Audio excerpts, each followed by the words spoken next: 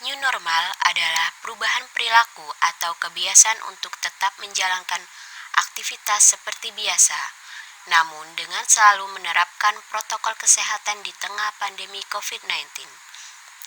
Himbauan dari pemerintah ini menganjurkan agar kita bisa hidup berdampingan dengan virus yang telah menelan ratusan ribu jiwa di seluruh dunia. Sejak pandemi COVID-19 muncul, hampir semua orang mengalami kendala untuk menjalankan kehidupan normal akibat pembatasan yang perlu dilakukan untuk mencegah penularan virus corona. Namun, dengan usainya pembatasan tersebut, pemerintah menganjurkan kita untuk mulai melakukan kegiatan seperti biasa, tentunya sambil mematuhi protokol pencegahan COVID-19. Hal ini mendorong kita untuk lebih gencar dalam penerapan langkah pencegahan dasar COVID-19, seperti mencuci tangan dengan sabun dan air mengalir atau dengan hand sanitizer, tidak menyentuh wajah dengan tangan yang belum dicuci, menerapkan physical distancing, serta mengenakan masker dalam setiap aktivitas, terutama di tempat umum.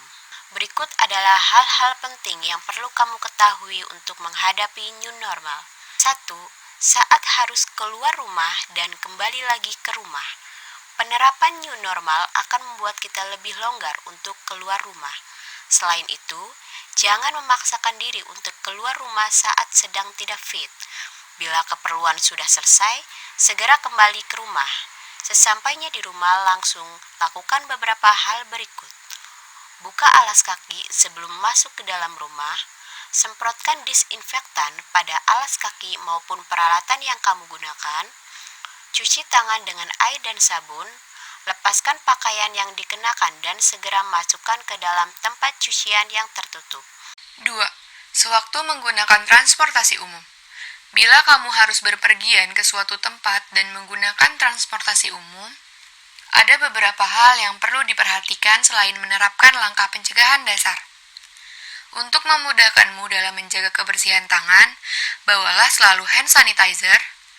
Jangan menyentuh wajah dengan tangan yang belum dibersihkan. Selain itu, pastikan kamu membawa botol minum agar tetap terhidrasi selama perjalanan. 3. Selama bekerja di kantor, agar tetap aman dan terhindar dari virus corona di tempat kerja, kamu perlu menerapkan physical distancing dalam setiap kegiatan di kantor. Ketika beraktivitas di meja kerja ataupun saat rapat, pastikan jarak antar kursi minimal 1 meter. Bila ada rekan kerja yang duduk dengan jarak kurang dari itu, jangan ragu untuk menegur dan mengingatkannya agar menjaga jarak. Begitu juga saat makan siang.